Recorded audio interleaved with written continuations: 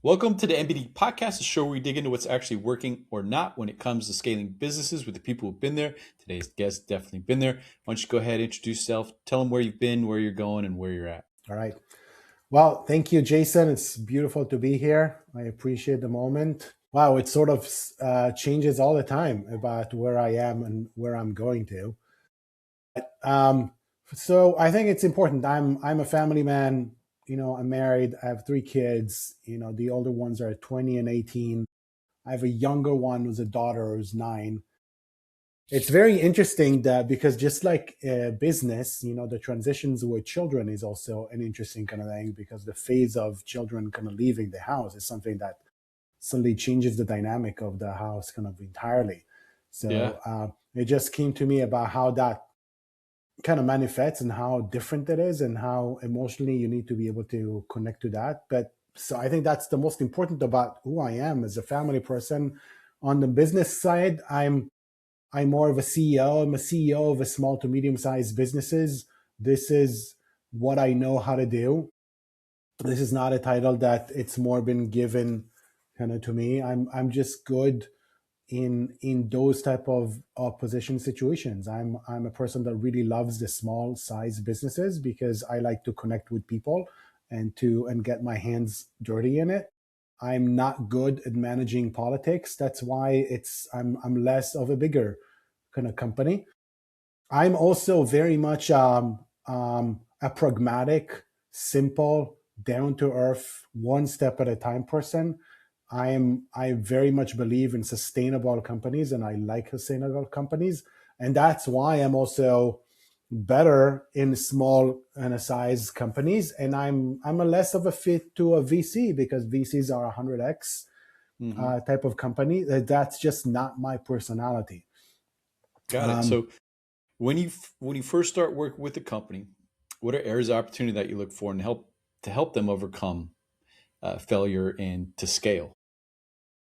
So I think it is important to say that even though I'm titled as a turnaround CEO, it doesn't really mean that I'm going to situations that are failure or disaster or, not everything has to be bad. A lot of time it's about going back and getting some perspectives, about where you are and what you've done and what you have achieved and where you are. And sometimes it's just a matter of just a change of approach. So as mentioned, I'm fundamentals. So the start of any type of thing that you go into is, and I think that's no secret, you got to be able to understand where you are, what you've walked into. You need to just understand, the background, the history, the people inside of it, what happened, how long you go back. It really depends on the person. um, I would love to know a little bit of a history of 3 years just to see, where things come from and what have been the movement of the past kind of 3 years. But what really matters is the past year and the title of it and where you are right now in terms of 3 months ahead. Like, where is it that you are right now? Mm-hmm. Who are the people? What is the culture? That is obviously the very first step that you do. And you try to do it without laying any opinion or your own things into it. So you're trying to essentially take temperature of where the culture's at, who the people are, and who the players are when you first Sure. start. Yeah, Now, once internally you and get externally. yeah, Mhm. and once you get a sense of that, where do you go? What's the next part? So the next part is more building about. Well, I think the next step part is really important to know what's next, and what's next is not necessarily also my opinion. It's with regards to the people who have founder or the stakeholders inside of the company.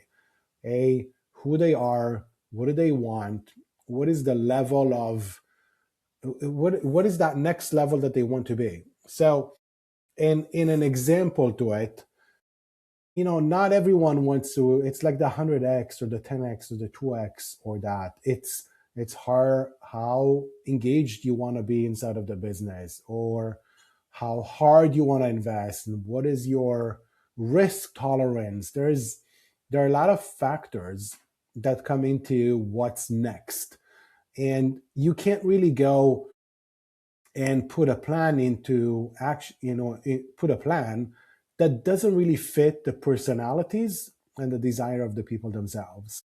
But you really need to be able to connect between, the person and what is it that we're trying to achieve and what is real to achieve, when you compare those kind of.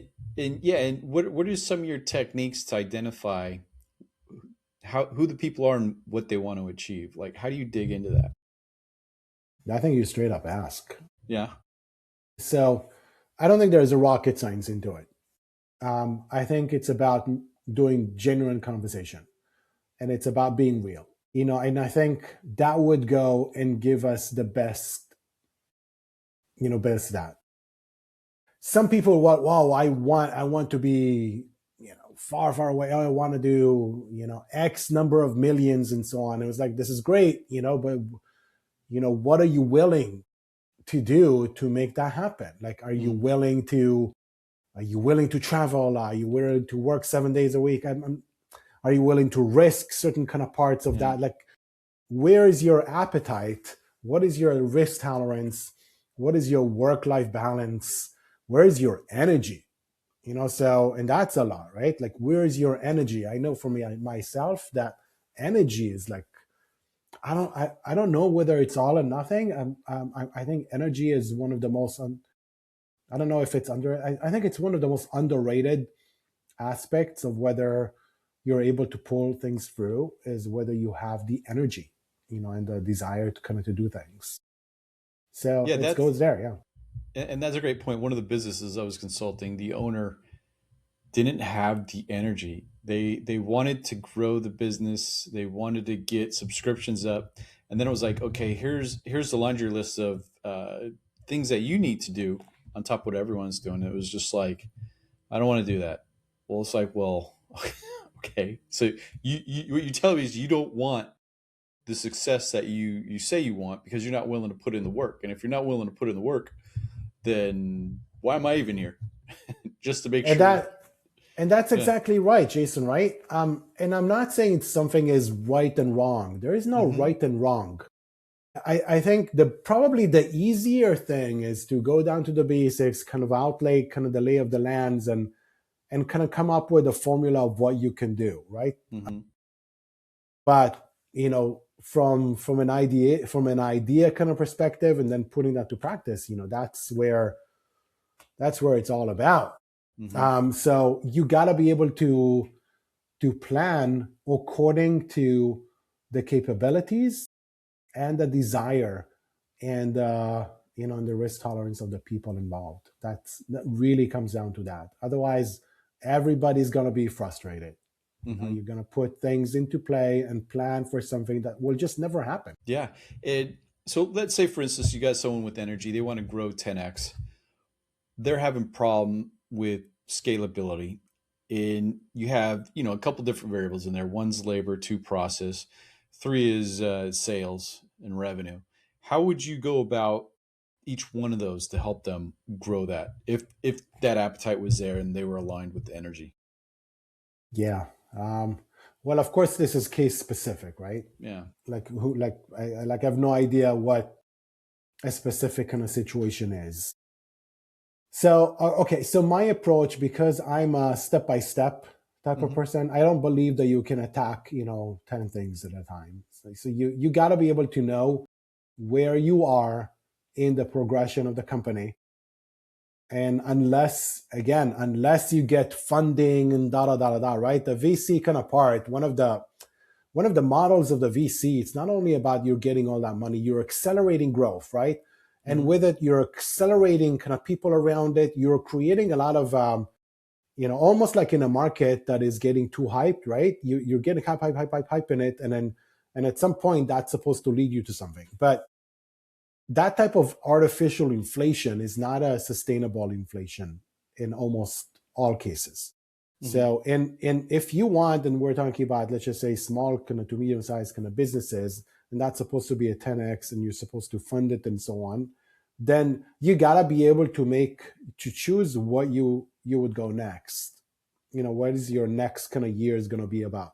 It's about properly identify where you are now, what are the stopgap? Look, what kind of stops you right now? What are your current kind of challenges? And choose your top 2 or 3 areas of priority. This is where you are focusing. This is area where you're focused. And then maybe 4 to 5 most important kind of actions and things that really need to happen next year for you to go then to the next level.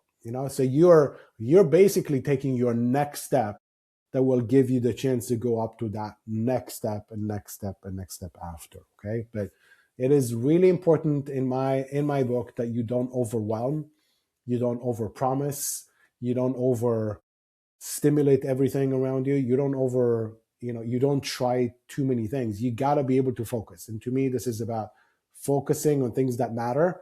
Everything else is noise.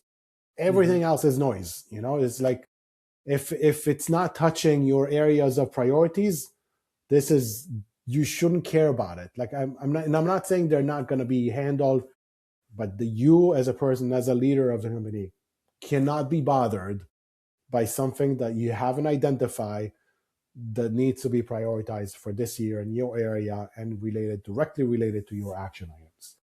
You just can't afford it. Something I developed in companies was essentially you set at that 1 to 3 year, 5 year path. And then we'd have meetings, and I'd try each it was weekly or biweekly, I don't remember, for one of them. And it was like one of the developers, he's a little more creative, so he's always doing stuff that was off task. So it'd always be like, "Hey, why did you do that? Does that align with this? No, we'll stop doing it." And then the next week would go, be like, "Why are you not doing this?" It got to the point where you manage up or manage out. But it's like, if not everyone's trying to hit that target, people start getting held back, and now you got a bottleneck that started 3 months ago that you're not able to get through because people are off task and doing things that they're not supposed to reach that goal, because it's so important to reach that goal.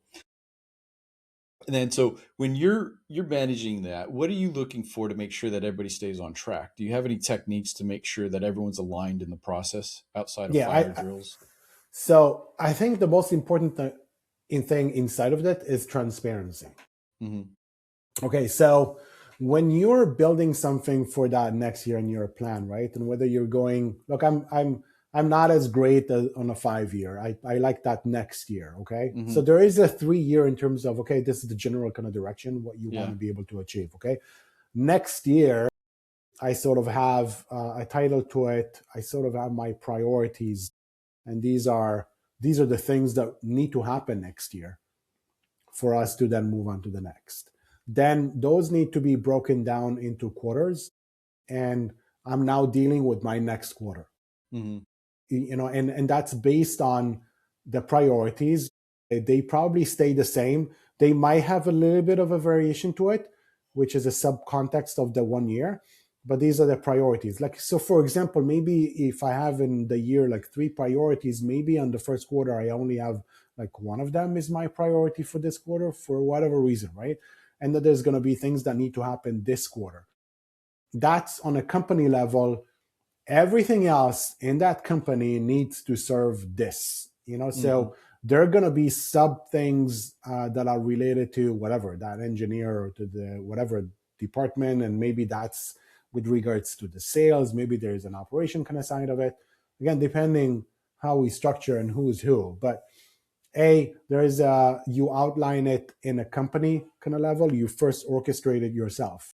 Then you're working out to manifesting that to each kind of area of the company. And that's all transparent. That really needs to be transparent. And then you create the alignment. People buy into it. Right? They need to also, you do it in collaboration with them, because otherwise there's no buy-in. There's you saying something and people nodding their head. So there's a collaboration in building it. And then you got to be able to follow up on it.